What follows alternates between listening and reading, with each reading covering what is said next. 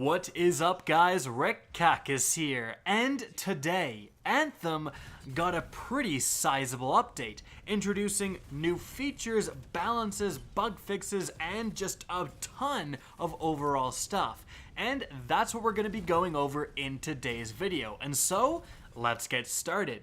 Now, one of the biggest key features that was added within this update was Elysion Caches. Now, these are going to be present at the end of Strongholds, rewarding vanity items, cosmetics, and more.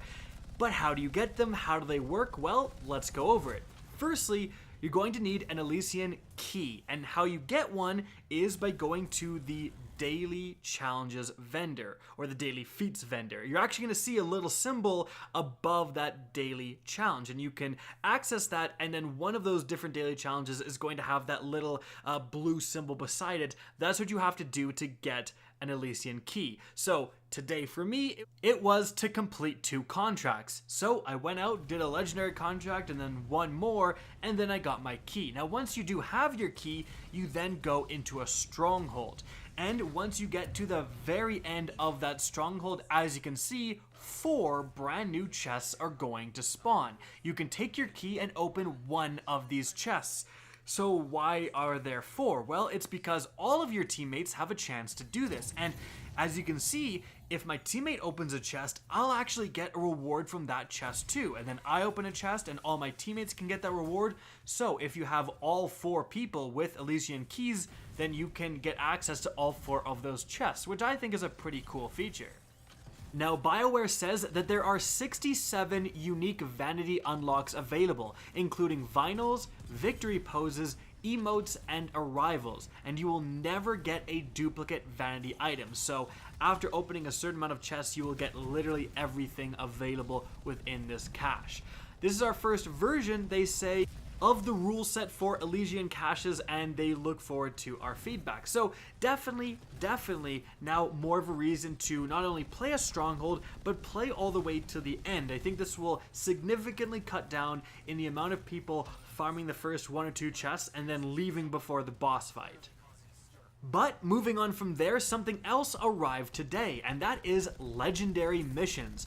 BioWare says that it allows you to replay critical path missions again at a much higher difficulty level.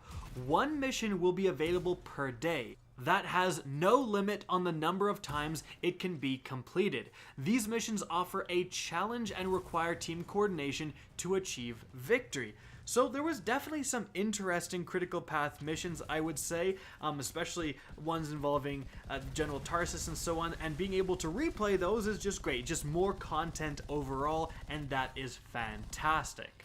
But moving on from there, there was some loot changes made as well. Number 1, chests now have a chance to drop additional items and crafting materials in strongholds, free play, and missions. By the way, it mentions missions because at the end of a legendary mission, at least according to BioWare, there's going to be a big fancy chest to get some sweet loot.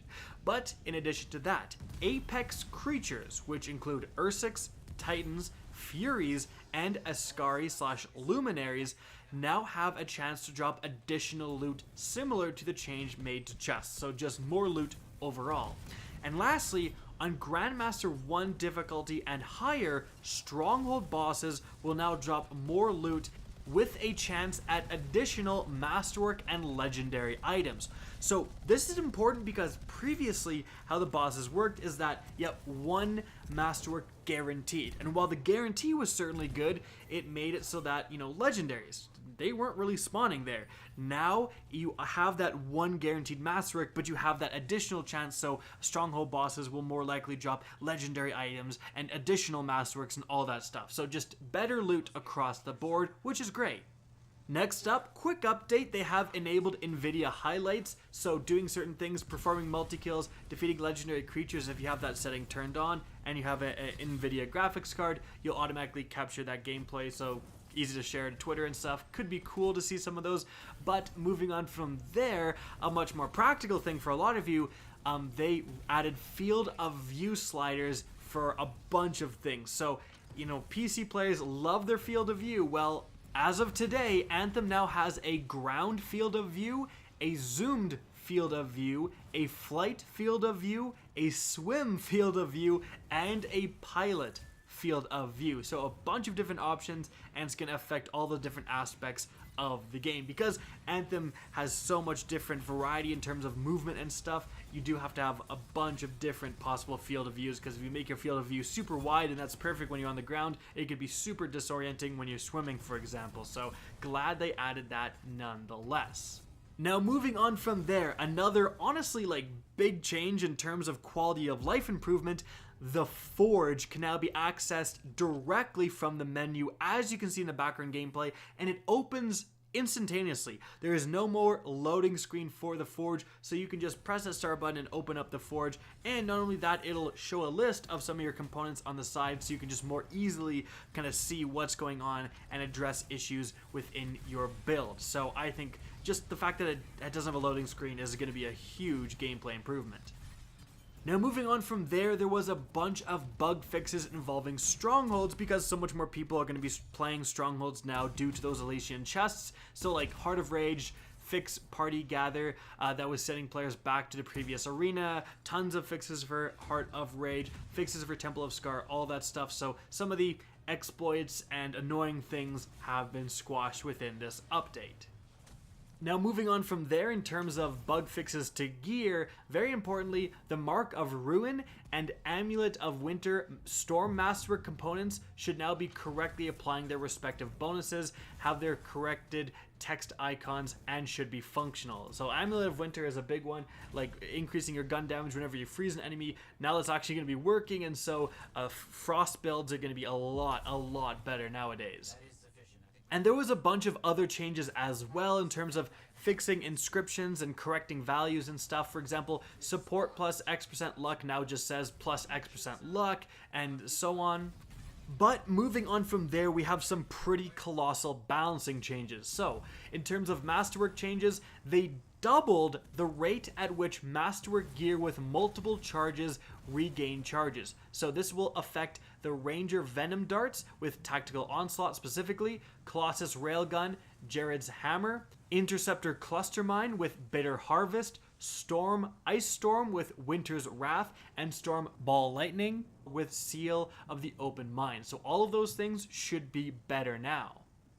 Now moving on with buffs for the Colossus, and specifically Colossus components, Ablative Shielding increased buff to 40% for 10 seconds was 20% for 5 seconds.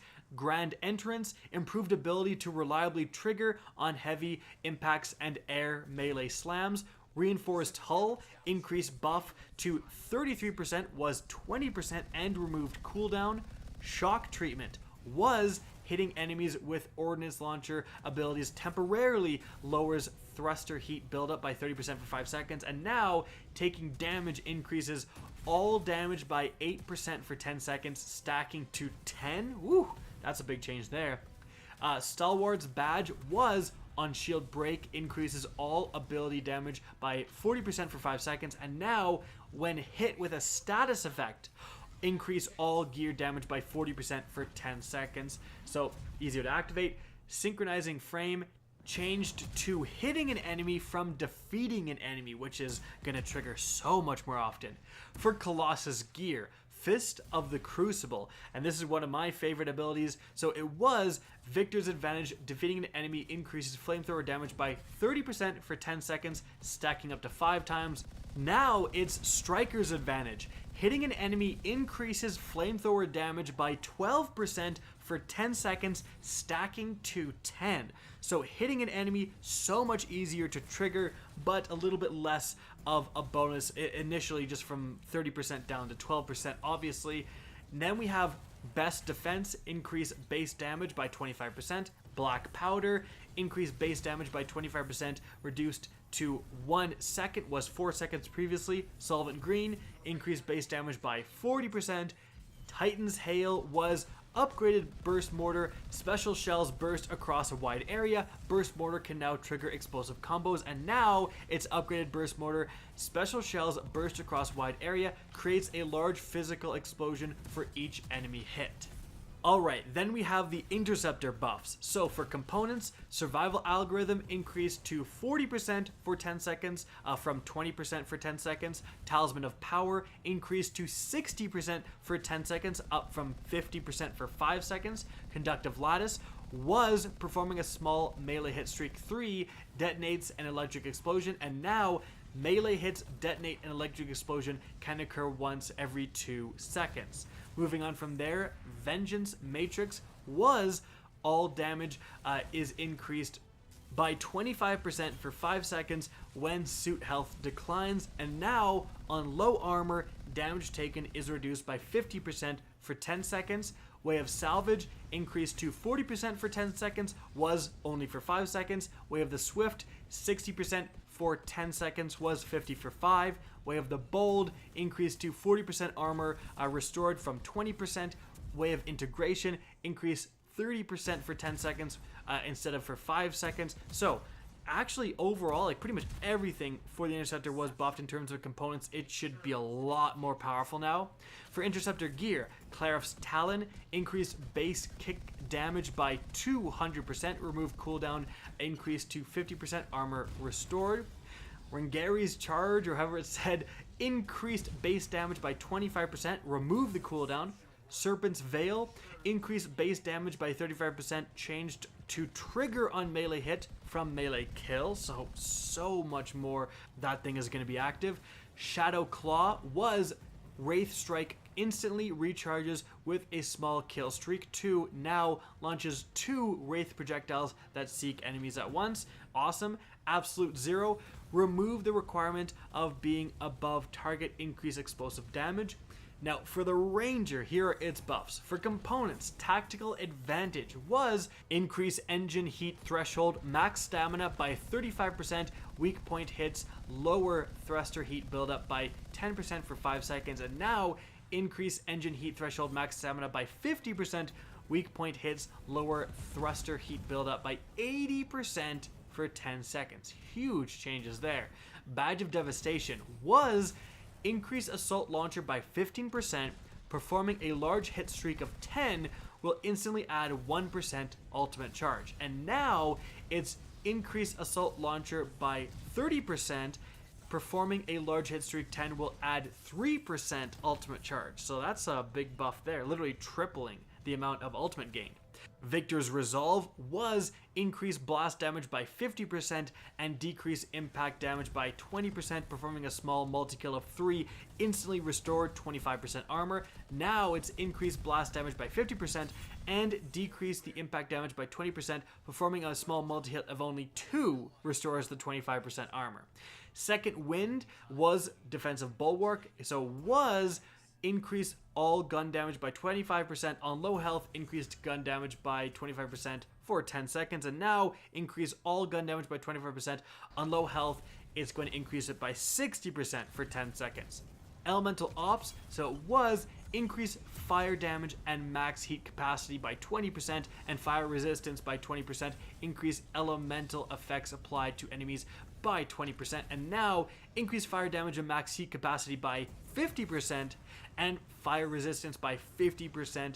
On a hit streak of 5, applies acid to the target. That's really interesting. Combined Arms was increased grenade damage by 5%.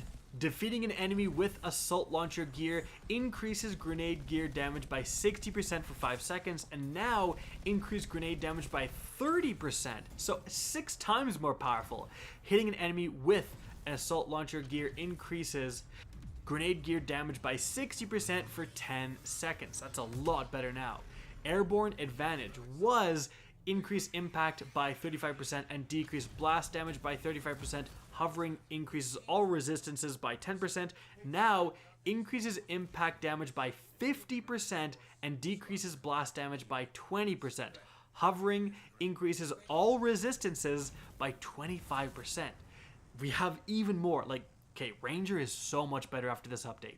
Tip of the Spear was increased combo damage by 50%, performing a combo restores 40% armor to nearby allies. Now increases combo damage by 60%, performing a combo restores 40% armor to nearby allies. General's favor was increases assault launcher recharge by 35%, defeating an enemy with melee increases grenade damage by 50% for 10 seconds, and now increases grenade recharge by 40%, hitting an enemy with a melee increases grenade damage by 45% for 10 seconds. Vanguard's badge was increases melee damage by 30% and electric effects by 30%, performing a melee kill restores 20% shields, and now increases melee damage by 40% and electric effects by 40%, performing a melee hit restores 40% shields. Okay, hold on a second. Just hitting an enemy, just not even killing, hitting an enemy, you get 40% of your shields back. What? That's absurdly powerful. Okay, moving on from there. Ranger's Gear. Argo's Mace. Increased base damage by 25%. Avenger's Boon. Increased melee damage by 210% for 20 seconds, up from 110. Cold-Blooded. Changed to on hit, increases melee damage by 235% for 10 seconds, was 135% when freezing. Ember's Lance. Increased explosive damage. Explosive Blaze. Changed to on hit and removed cooldown, was on igniting enemies. Grand Opening, it was upgraded Seeker Grenade, splits into Seeking Submunitions, ambushes Fury, defeating enemies from above grants 75% increased weapon damage for 20 seconds. And now, upgraded Seeker Grenades splits into Seeking Submunitions, Striker's Fury, hitting enemies grants 60% increased weapon damage for 20 seconds. Reoccurring Vengeance was upgraded Seeking Missile, combo effect, impact after defeating an enemy, regain 100% charge, can occur once every 7.5 seconds, and now upgraded Seeking Missile, combo effect, impact, detonating a combo grants 100% charge. And there's no cooldown, you can do as much as you want. The Gambit, increased damage of ice explosions. Oh my goodness, we got one more here with the Storm. For the components, Amulet of Winter, increased to 30% damage for 20 seconds, was 20% for 20 seconds. Mark of Clarity, increased to 40% armor restored with no cooldown, was 20% with 10 seconds cooldown. Mark of Ruin was increased fire damage and fire effect, while Blast Seal recharges. Focus Seal damage increases by 40% for 20 seconds, and now increases fire damage and fire effect. After applying a status effect, increase fire damage by 50% for 10 seconds. Mark of Wrath was increase gear damage and lowers gear recharge rate, while Focus Seal recharges blast damage, increases by 50% for 5 seconds, and now increases gear damage and lowers gear recharge rate. Detonating a combo causes large electrical explosions. Token of Daring, it was increases elemental damage and decreases physical damage. A shield break increases seal damage by 20% for 20 seconds, and now increases elemental damage and decreases physical damage. On shield break, instantly recharge all gear. Token of the Master, increased to 60% for 10 seconds, was only for 5 seconds. Token of the Pupil, same thing. Tome of Precision was increases electrical damage and electric effect. Sniper rifle weak point kills, increases electric damage by 60% for 5 seconds, and now increase electric damage and electric effect. Defeating an enemy increases elemental damage by 40% for 10 seconds. Vanguard's Token, increased to 40% for 10 seconds, was 10% for 20 seconds. Now Storm Gear. Hailstorm's Renewal removed requirement of being above the target and increased base damage by 25%. Seal of the Open Mind removed requirement of being above the target, now permanently has 2 charges. Venomous Blaze increased base damage by 50%, changed from every 3rd hit to every 3rd consecutive hit. Winter's Wrath, increased base number of charges and recharge rate. 10,000 Suns, it was upgraded Burning Orb, combo effect chain. Striker's Wrath, after hitting an enemy, gain 5% increase damage for 5 seconds, stacking up to 20, and now upgraded Burning Orb combo effect chain. Striker's Wrath, after hitting an enemy, gain 10% increased damage for 10 seconds, stacking up to 10. So 10,000 Suns was already one of the best, gear pieces for Storm in the game. it's even better now because you can rack it up and get to that max damage so much faster. Black Ice changed to hitting an enemy freezes nearby creatures was defeating an enemy. Okay, so, whew, a lot of changes there, but holy crap. Like, those are some big ones. The amount of power you gain from changing defeated an enemy to hitting an enemy is, like, absurd. It's just through the roof. And not only that, often we'd see some of these changes from defeating an enemy to hitting an enemy, and the bonuses increased as well, and the durations were increased as well. So if you could not get into those higher Grandmasters, seriously, just go back, check out your gear, see if it aligns with what we went over, because frankly, like, your Javelin has increased in power significantly after this update. Like, those are some massive changes. And moving on from there, the last thing we're going to talk about is brand new universal masterwork components that are dropping with this brand new patch, and these can only drop in Grandmaster 1, 2, and 3, and these will be able to apply to any javelins out there. So firstly, we have Bloodlust, an inscribed component that increases melee weapon damage, increases melee damage by 75% for 10 seconds when killing an enemy using melee. Acid Slugs adds specialized storage for enhanced shotgun ammunition and increases damage. Hitting 7 shotgun shots in a single burst applies acid to the target. Really interesting. Giant Slayer adds specialized storage for enhanced marksman rifle ammunition and increases damage. Increase weak point damage by 50% after consecutive marksman rifle hit streak of 5. Then we have Focused Freeze. Adds specialized storage for enhanced light machine gun ammunition and increased damage. On consecutive LMG hit streak, 10 shots freeze the target. Feedback Loop. Adds specialized storage for enhanced assault rifle ammunition and increased damage. Increases damage resistance by 50% for 10 seconds when firing the last shot in an assault rifle magazine. Interesting. Alright, and that is the big changes that you're really going to notice within gameplay if you boot up Anthem. Frankly, I love all of these changes. Like, the increase to the power of your javelins is the main thing that stands out to me with this update. Much easier to go into Grandmaster 2 and 3 these days even, so definitely try those difficulties out. Guys, I hope you enjoyed the video and found this informative. If you did, please remember to help me out by simply rating and especially sharing this video. If you want to see more Anthem content similar to this, don't be afraid to slap that subscribe button. And if you guys want to get in touch with me and keep up to date with the latest channel activity, the best way is to follow me on Twitter at @RickCaches. That's linked in the description down below. Again, I hope you enjoyed the video, and as always, have a good day.